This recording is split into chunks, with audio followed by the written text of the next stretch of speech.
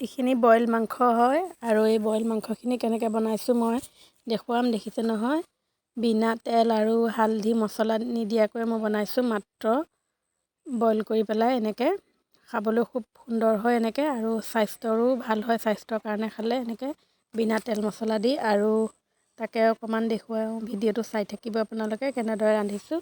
আপোনালোকে ভিডিঅ' চালে গম পাব। আৰু এনেকুৱা নহয় সকলোৱে ৰান্ধে, মইনো কেনেকৈ ৰান্ধিছোঁ তাকে অকণমান দেখুৱাওঁ বুলি ভাবিছোঁ।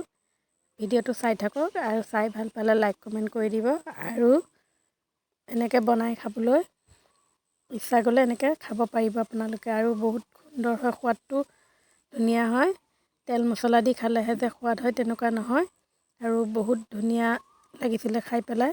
আৰু এইখিনি 500 গ্ৰামমান মাংস, আৰু মই ইয়াতে লৈছোঁ এনেকৈ কাটি পেলাই পিঁয়াজ 3টা লৈছোঁ, আদা নহৰু কেঁচা জলকীয়া আৰু আলু 2টা লৈছোঁ কাটি পেলাই। আৰু কেৰাহীটো বহুত গৰম কৰি ল'ব। কেৰাহীটো মই বহুত গৰম কৰি লৈছোঁ। তাৰপিছত এতিয়া ল' কৰি দিম, চিম কৰি দিম একদম পূৰা। তাৰপিছত এনেকৈ মাংসখিনি কেৰাহীটোতে দি একদম মই লৰাই থাকিম।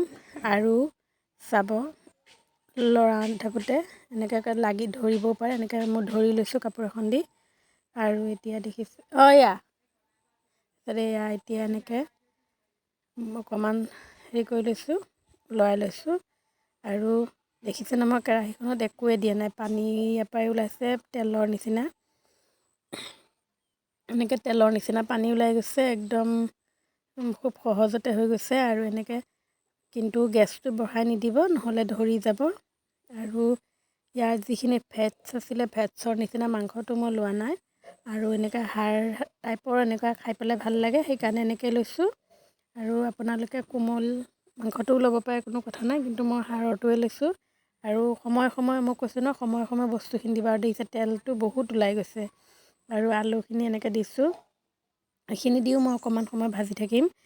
আৰু অকণমান সময় নহয়, ভাজিব লাগিব, অকণমান টাইম লাগিব। কিন্তু মই অকণ সময়ে দেখুওৱা হৈছে, গতিকে তথাপি আপোনালোকে ভালকৈ 10-15 মিনিটমান এনেকৈ ভাজিব, আলু দি পেলাইও। তাৰপিছত দেখিছে নহয়, ইয়াত তেল যে ওলাই গৈছে, এয়া মাংসখিনিৰ পৰাই ওলাইছে, মই দিয়া নাই তেলটো। আৰু এনেকৈ দেখিছে। তাৰপিছত মই এতিয়া নিমখ অকণ দি দিছোঁ। আৰু নিমখটোৱে কি কৰে, সিজাত সহায় কৰে আৰু টেষ্টটো ভাল হয়, সেইকাৰণে নিমখটো মই দিছোঁ আগতে। তাৰপিছত আকৌ অকণমান লৰাই মিক্স কৰি দিম। তাৰপৰা একদম আৰু অকণমান লৰাম, এনেকৈ প্ৰায় লৰাই থাকিবই। দেখিছে কি ধুনীয়াকৈ তেল ওলাই গৈছে, তেলৰ কোনো প্ৰয়োজনেই নাই, খুব সুন্দৰকৈ তেল ওলাই গৈছে এয়া। আৰু মই এনেকৈ লৰাই থাকিব, লৰাই থকাটো প্ৰয়োজন, কিয়নো নহ'লে লাগি ধৰিব। আৰু এতিয়া মই দি দিম পিঁয়াজখিনি। প্ৰথমতে দিছোঁ মই তেজপাতটো, তাৰপিছত এয়া কাটি থোৱা পিঁয়াজখিনি মই দি দিছোঁ। তাৰপৰা সৰু সৰুকৈ কাটি লৈছোঁ এনেকৈ। মই কৈছোঁ নহয়, সময়ে সময়ে বস্তুখিনি ইয়াত দি থাকিব লাগিব। একেলগে যে দি দিম, একেলগে হৈ যাব, সিজাই দিম, তেনেকুৱা নহয়। টাইমত এতিয়া আলুখিনি দেখিছে নহয়, প্ৰায় 50% মানে সিজিয়ে গৈছে মাংস আৰু আলুটো। তথাপিও মই দিছোঁ, টাইমে বস্তুখিনি দিব লাগিব। আৰু এতিয়া মই পিঁয়াজখিনি দি লৈছোঁ এনেকৈ। দি পেলাই পিঁয়াজখিনি দিও মই অকণমান ভাজিম, যেতিয়ালৈকে পিঁয়াজখিনি সিজি নাযায়।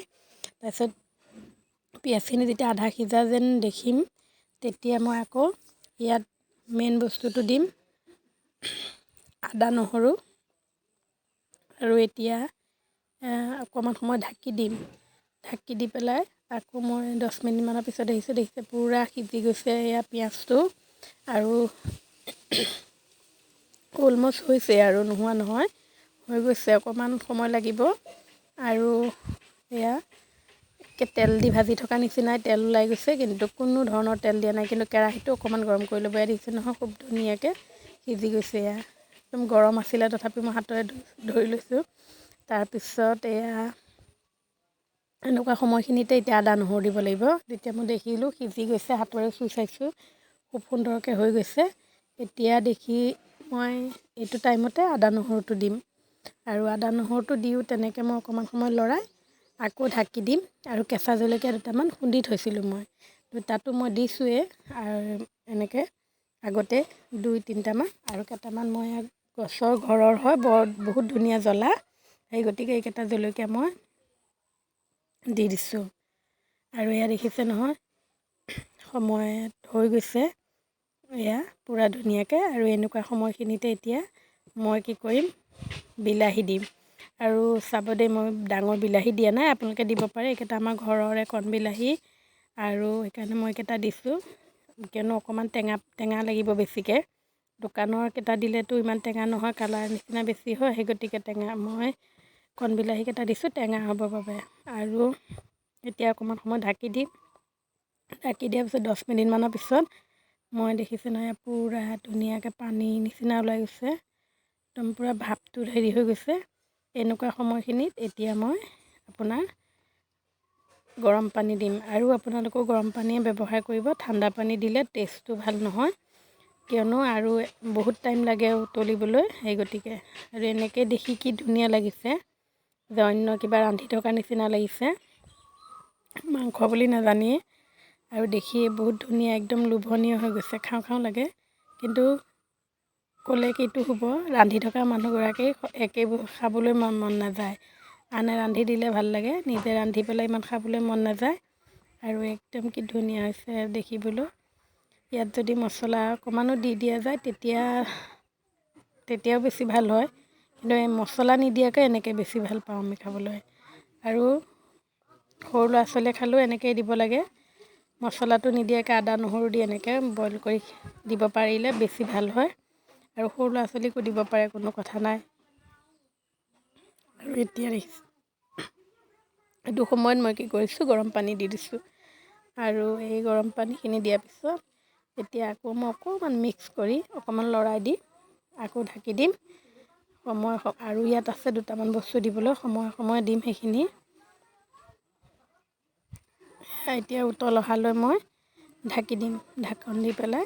তাৰপিছত দেখিছে নহয়, হৈ গৈছে। এনেকুৱা সময়খিনিতে মই কি কৰিম, আপোনাৰ অলপ জালুকৰ গুড়া দিম। আৰু জালুকৰ গুড়া দিম, আৰু বিলাহীকেইটা মই ভাঙি দিম, অকণ অকণ যদিও মই ভাঙি দিম। কিয় বেছি লৰাই থকা হোৱা নাই কাৰণে ভাঙা নাই, সেইকাৰণে মই অকণ অকণ ভাঙি দিম লৰাই পেলাই। আৰু এনেকৈ বনালে অকণমান হিলাই থাকিব, কিয়নো বস্তুটো ভালকৈ লৰাই কৰি দিলে অকণমান ভাল হয়। গতিকে আৰু এতিয়া মই জালুকৰ গুড়াখিনি দি দিম। জালুকৰ বহুত ঔষধি গুণ আছে, সেই গতিকে জালুক অলপ দি নহয়, দিছোঁ।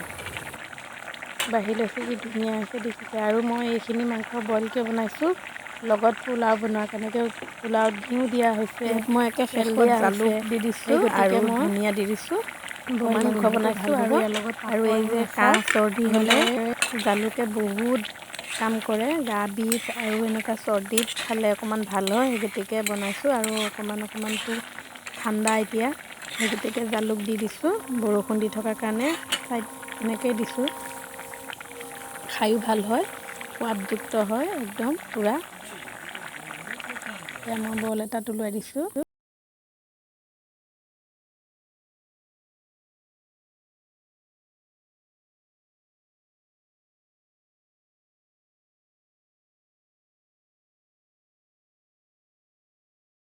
পাপৰ আৰু আচাৰ, বইল মাংস এনেদৰে খোৱা হ'ব। চাই থাকিব ভিডিঅ'টো শেষলৈকে।